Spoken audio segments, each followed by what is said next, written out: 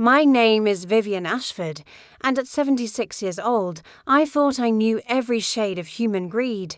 I was mistaken when my stepson's business partner, Derek Landowski, cornered me in my Phoenix penthouse 3 weeks after my husband's funeral and declared that I was worth nothing without Raymond's protection. I maintained my composure. What Derek didn't realize was that beneath my pearl necklace and soft-spoken demeanor lay the mind of a woman who had built a textile empire from nothing before I ever met my late husband. You see, Derek assumed that Raymond's widow would be easy. Pray a grieving old woman ready to sign away her rights for the promise of security. He had no idea that I had been quietly documenting his embezzlement scheme for months, or that the worthless woman he was dismissing held the key to exposing a conspiracy that would destroy not just his career but his freedom. By the time I finished with Derek Landowski, he would discover exactly how much this worthless woman was truly worth. Before I tell you what happened next, I want you to know that this story gets more shocking with every twist. If you're enjoying stories about justice and family betrayal, please hit that subscribe button and ring the notification bell. It really helps our channel grow. And if you have your own story about being underestimated, share it in the comments below. Trust me, after you hear what Derek did next, you'll have plenty to say. Now, let me take you back to that sweltering Phoenix afternoon when everything began to unravel. The Desert Winds Country Club was hosting its annual charity luncheon, and I sat at the head table wearing my late husband Raymond's favorite emerald brooch. Around me, Phoenix's elite chatted about golf handicaps and vacation homes, but I could feel the undercurrent of whispers about the poor widow Ashford. 3 months had passed since Raymond's heart attack, and vultures were already circling. Derek Landowski approached with that practice smile he'd perfected over 15 years as Raymond's junior partner in Ashford Landowski Development. Tall, silver-haired, and devastatingly charming to those who didn't know better, Derek had always treated me like expensive wallpaper decorative but ultimately insignificant. Vivian, you look radiant as always, he said, his hand lingering too long on my shoulder. I've been meaning to discuss some business matters with you. Perhaps we could meet privately this week. I sipped my iced tea and studied his face. Behind those confident blue eyes, I saw calculation. Of course, Derek, though I'm afraid business was always Raymond's domain. I'm just a simple woman who collected art and hosted dinner parties.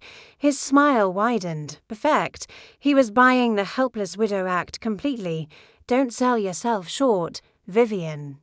I'm sure we can work out an arrangement that benefits everyone. The way he emphasized everyone made my skin crawl, but I simply nodded and suggested he come by the Penthouse Thursday afternoon.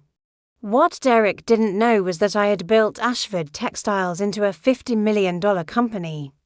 Before I met Raymond, I had sold it to focus on our marriage, but the mind that created that empire hadn't dulled with age. It had simply been waiting for the right moment to strike. I know what you're thinking. Why didn't I just tell him the truth about my business background? Well, stick with me, because what happens next will show you exactly why playing the helpless widow was the smartest move I could make, and trust me, Derek's true nature is about to be revealed in the most shocking way. Don't forget to give this video a thumbs up if you're enjoying this story of justice and revenge.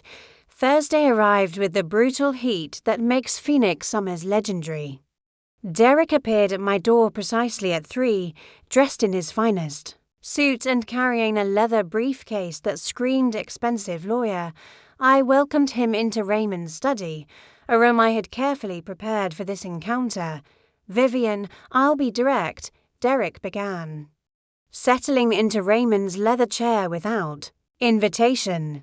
The company is facing some challenges. Raymond's sudden death left several projects in limbo, and frankly, some investors are nervous about stability. I poured him sweet tea from my grandmother's crystal pitcher. My hands trembling just slightly, a performance that had taken years to perfect. Oh my, that sounds serious. What can I do to help? Derek's eyes gleamed. Well, as you know, you inherited Raymond's 51% stake in the company. However, running a development firm requires expertise you simply don't possess. I'm prepared to offer you a very generous buyout to $1 million for your shares. To million, for a company worth at least $20 million. I nearly laughed, but instead widened my eyes in apparent surprise. My goodness, that seems like such a large sum. It is, Vivian. Very generous, considering the risks involved in the development business. He leaned forward, his voice dropping to what he probably thought was a reassuring tone. A woman of your age needs security, not the headaches of running a business. This way, you can enjoy your retirement without worry. What Derek didn't know was that hidden behind the false wall in Raymond's study were documents that would expose the web of corruption he'd been weaving for years. Inflated contracts, kickbacks from suppliers, and worst of all, projects built with substandard materials that put families at risk. Raymond had discovered Derek's schemes just weeks before his death and had been gathering evidence, but I had something even more valuable than Raymond's evidence. I had been conducting my own investigation. Oh, if only I had known what I was about to discover. The plan I was forming would expose not just Derek's greed, but something even worse, a betrayal that went deeper than money and threatened the safety of hundreds of families. Make sure you're subscribed because this story is about to take a turn that will leave you speechless. Derek, this is all so overwhelming, I said, fanning myself with a magazine. I'll need time to think, of course, and I should probably consult with my stepson, Michael. He's always been so protective of his father's legacy. Derek's jaw tightened, almost imperceptibly. Michael is young and idealistic. He doesn't understand the practical realities of business. Besides, this decision affects your future, not his. But surely family should stick together in times like these. Vivian, Derek's voice hardened just enough to reveal his true nature. Let me be clearer. The company is hemorrhaging money. If you don't accept my offer, you could lose everything. Do you really want to risk your comfortable lifestyle on sentiment? I set down my teacup with a gentle clink. You're quite right. Of course, I've been so foolish, thinking with my heart instead of my head. I paused, letting uncertainty creep into my voice. But what if Michael objects? He can be so stubborn when it comes to his father's wishes. Derek stood and moved to the window. Gazing out at the Phoenix skyline, Michael will understand once he sees the financial projections. If he doesn't, he turned back to me with a smile that didn't reach his eyes. Well, sometimes family members need to be reminded where their loyalties should lie. That afternoon, after Derek left with promises to take care of everything, I called my dear friend and former business attorney, Patricia Hernandez. Patricia had helped me navigate the sale of Ashford Textiles 25 years ago, and her sharp mind hadn't dulled with retirement. Vivian, darling, are you certain about this plan? Patricia asked over our video call. Playing games with someone like Derek could be dangerous, Patricia. I've spent 3 months watching that man pick apart Raymond's company like a vulture. He's been stealing from families, cutting corners on safety, and now he wants to steal my legacy too. Sometimes an old woman has to remind the world that experience trumps arrogance. What I did next was risky, some might even call it reckless. But sometimes you have to fight fire with fire, and the trap I was about to set would reveal Derek's true character in ways I never could have imagined. If you're loving this story of justice and family loyalty, hit that like button to show your support. The next morning, I began phase 1 of my plan. I called Derek's office and left a message with his secretary. Please tell Mr. Landowski that I've found some additional documents in Raymond's safe. Financial papers that might affect our discussion. Could he come by Friday morning? Derek arrived at 9 sharp, his confident swagger replaced by barely concealed urgency. Vivian. You mentioned additional documents. I led him to the study, where I had placed a manila folder prominently on Raymond's desk. I found these last night. They seem to be some kind of investment records, but I can't make heads or tails of them. Derek's hands trembled slightly as he opened the folder. Inside were what appeared to be documents showing a secret offshore account in Raymond's name, containing $8 million. The papers looked authentic because I had paid a skilled document forger $5,000 to create them money.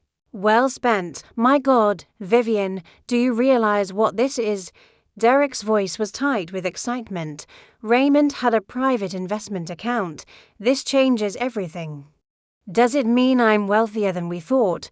I asked innocently. Much wealthier. But here's the problem: if this account comes to light during probate, it could complicate the sale. The IRS will want their cut, and it could take years to sort out. Derek was thinking fast. I could see the wheels turning. However, if you sign the buyout agreement today, before anyone else knows about this account, I can help you manage the situation. Manage it how? Derek leaned closer, his voice dropping to a conspiratorial whisper. I have contacts who can help transfer these funds quietly. You could have access to this money without the legal complications. All you need to do is sign over your company shares, and I'll take care of the rest. There it was. Derek wasn't just trying to steal my inheritance, he was now plotting to help me commit tax fraud. I had him exactly where I wanted him. Oh, Derek, you're so clever. Yes, let's do that. Should I sign the papers now? Absolutely. I'll have my lawyer draw up the amended buyout agreement this afternoon.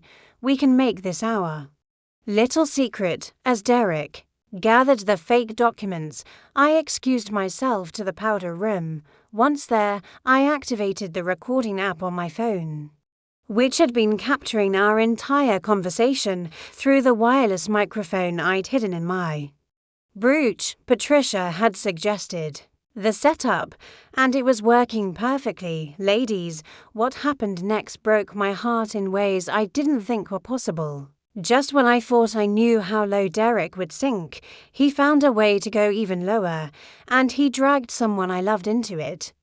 If you have a family member who's ever been manipulated by a smooth-talking predator, you're going to want to hear this next part. Please share this story with someone who needs to hear it. That evening, my stepson Michael called.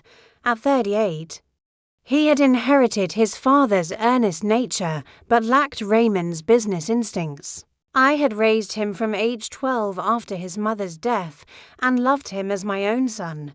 Vivian, I just had the strangest conversation with Derek, Michael began.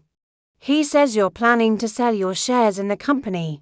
Michael, sweetheart, Derek has been so helpful. He's shown me how risky the business world can be for someone like me. But Mum, Michael said, using the name he'd called me since childhood. Dad always said the company was his legacy for both of us. He wanted us to run it together. Oh, darling. That was just a dream. Derek has explained how complicated everything is. I think it's better if I take his offer and let you young men handle the business world. There was a long pause. Vivian, Derek also mentioned something about Dad having secret accounts. He said you found evidence of hidden money. My blood ran cold. Derek had contacted Michael about the fake documents.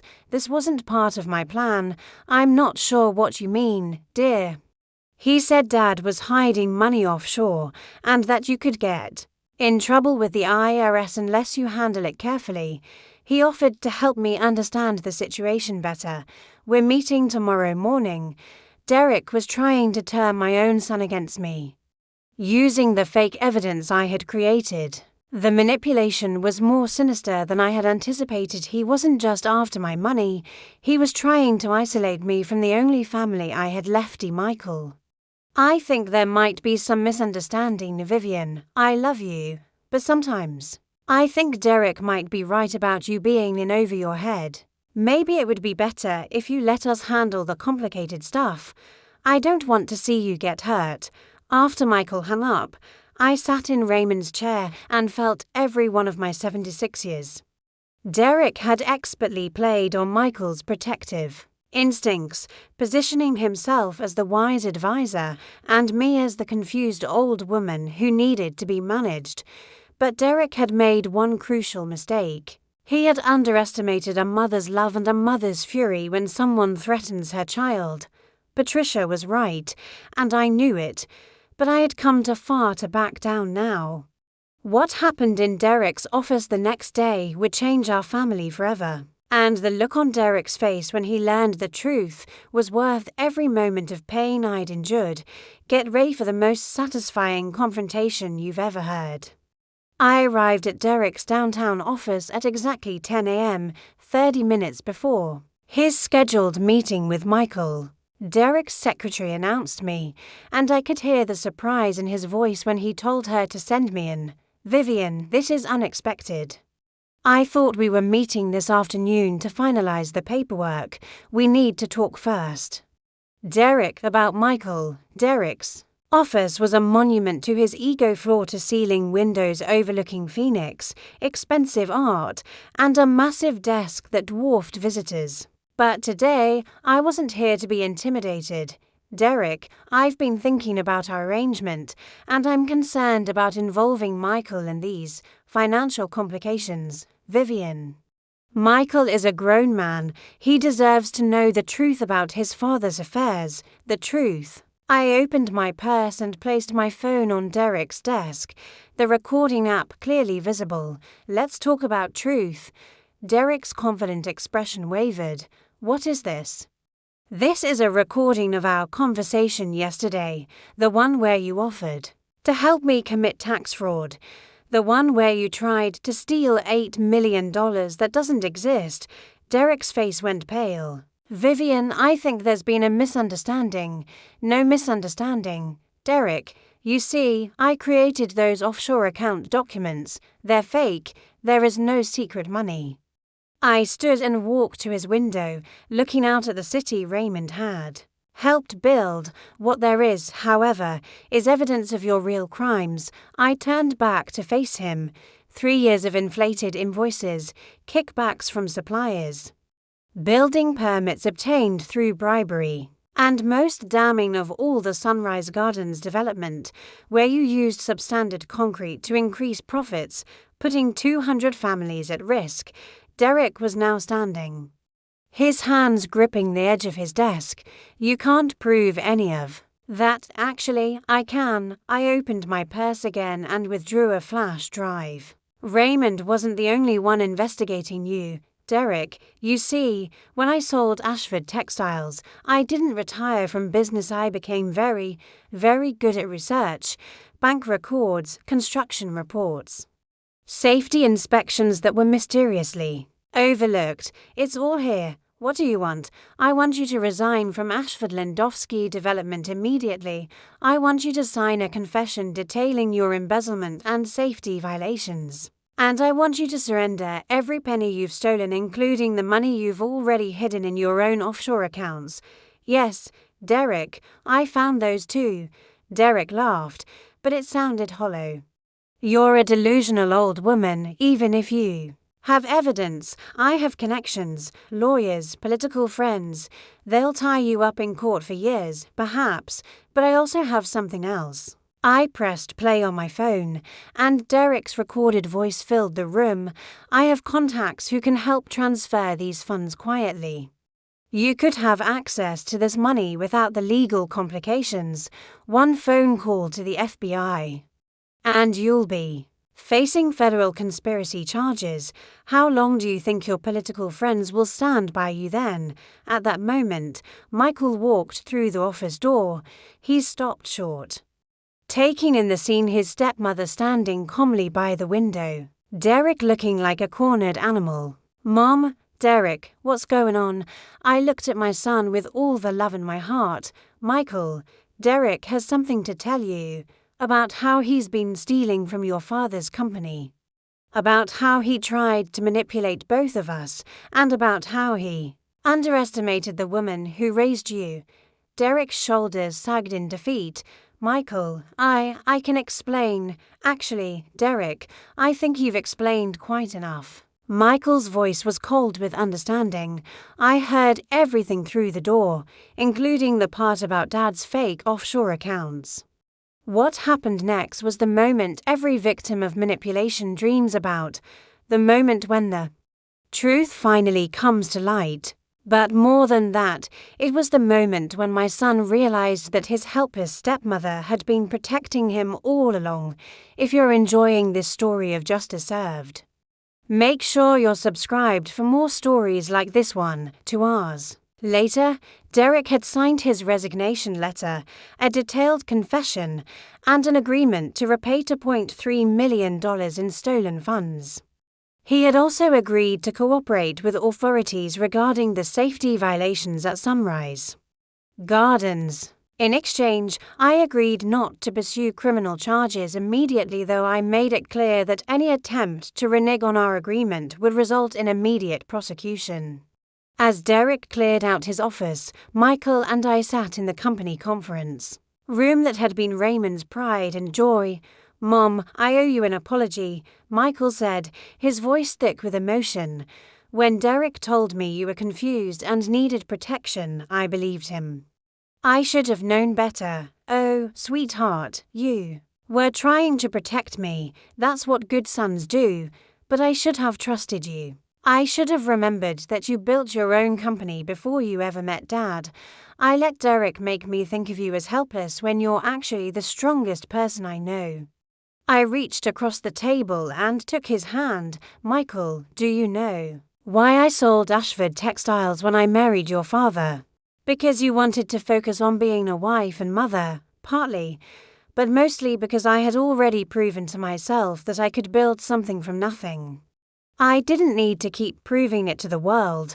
Your father gave me something more valuable than any business. He gave me you, and when Derek threatened our family, he reminded me exactly who I am underneath all the pearls and politeness." Michael squeezed my hand. "So what happens now? Do we run the company together? If you want to, but first, we're going to make some changes. We're going to implement safety protocols that exceed industry standards. We're going to pay our workers fairly, and we're going to build developments that make Raymond proud. And if anyone else tries to take advantage of the helpless widow," I smiled, thinking of the lesson Derek Landowski had just learned the hard way. Well, they'll discover what Derek discovered today. Sometimes the most dangerous opponent is the one everyone underestimates. 6 months later, Ashford Landowski Development was thriving under new management. We had corrected the safety issues at Sunrise Gardens, implemented industry-leading construction standards, and donated Derek's stolen money to a fund for first time home buyers. Derek himself was serving 18 months in minimum security prison after pleading guilty to embezzlement and fraud. His lawyer had advised cooperation, citing the overwhelming evidence against him. As for me, I kept my pearls, my sweet tea, and my reputation as Phoenix's most charming hostess. But now everyone in town knew that beneath the gracious exterior was a woman who had built an empire, raised a son, and wasn't about to let anyone, no matter how smooth-talking or well-connected, steal what belonged to her family. Derek Landowski had told me I was worth nothing. In the end, he was the one who lost everything: his career, his freedom, and his reputation, because he made the fatal mistake of confusing kindness with weakness and age with ignorance. Some lessons are expensive. For Derek, this one cost him everything. 1 year after Derek's downfall, I received an unexpected visitor, Judge Patricia Morrison, a woman I'd known casually through charity circles, knocked on my door on a crisp October morning. "Vivian, I hope you don't mind me stopping by unannounced," Patricia said, accepting my invitation for coffee on the terrace, "but I had to thank you personally." "Thank me, whatever for." Patricia's expression grew serious. My daughter Sarah bought a home in Sunrise Gardens last year. When the safety violations came to light through Derek's confession, your company voluntarily retrofitted every single unit at no cost to the homeowners. You saved my daughter's life, Vivian, and hundreds of other families, as Patricia spoke. I realized that my fight with Derek had accomplished something far greater than protecting my inheritance. It had protected people I'd never even met. But that's not the only reason I'm here, Patricia continued. I've been hearing stories around town, other women who've been inspired by what you did. Margaret Chen confronted her financial advisor who was churning her accounts for commissions. Dorothy Williams discovered her son-in-law was stealing from her late husband's trust fund. They're all finding their voices. Vivian, you've started something over the following months. I learned that my story had indeed rippled through Phoenix's community. Women who had been dismissed, patronized, or taken advantage of were standing up for themselves. They were asking harder questions, demanding transparency, and refusing to be pushed aside. Michael and I transformed Ashford Landowski into something Raymond would have been proud of. We implemented a mentorship program for young women in construction and development. We created a scholarship fund for business students from low-income families. And we established strict ethical guidelines that became the industry standard in Phoenix. Derek, upon his release from prison, left Arizona entirely, last I heard. He was working as a used car salesman in a vaudeville fitting career for someone skilled in deception, but lacking in substance. As for me, I discovered that my greatest victory wasn't in defeating Derek, but in showing other women that age is not weakness. Kindness is not vulnerability, and being underestimated can be the greatest advantage of all. The textile empire I built in my 30s taught me how to create something from nothing. But the battle I fought in my 70s taught me something far more valuable, that our stories have power, our experiences matter. And sometimes the most important thing we can do is refuse to be silently dismissed. I still wear my pearls too. Every business meeting, I still serve sweet tea to guests in my penthouse. But now everyone in Phoenix knows that beneath the gracious exterior is a woman who will fight for what's right, protect those she loves, and never, ever back down from bullies who mistake her courtesy for compliance. Derek Landowski thought I was worth nothing. But the families sleeping safely in properly built homes, the young women pursuing careers in construction, and the countless women who found their voices after hearing my story, they know differently, so met 'em. It's the most valuable thing you can do is prove that you're worth everything they said you weren't. Ladies, I hope this story reminds you that wisdom and experience are powerful weapons against those who would take advantage of us. We may be underestimated, but we are never powerless. If this story resonated with you, please share it with the strong women in your life, and don't forget to subscribe for more stories about justice, family, and the power of never giving up. And here's something special: if you've ever faced a situation like mine, if someone ever told you that you were worth nothing and you proved them wrong, I want to hear your story. Leave your experience in the comments below. Share how you stood up to someone who underestimated you, how you fought back against manipulation, or how you protected your family from those who would take advantage. The most compelling stories will be featured in future videos with your name and full credit, because your courage deserves to be celebrated. Remember, sometimes the most dangerous opponent is the one everyone underestimates. Your story matters, your voice matters, and you are worth far more than anyone who tries to diminish you could ever understand. Until next time, keep fighting the good fight and keep sharing your victories. Together, we're unstoppable.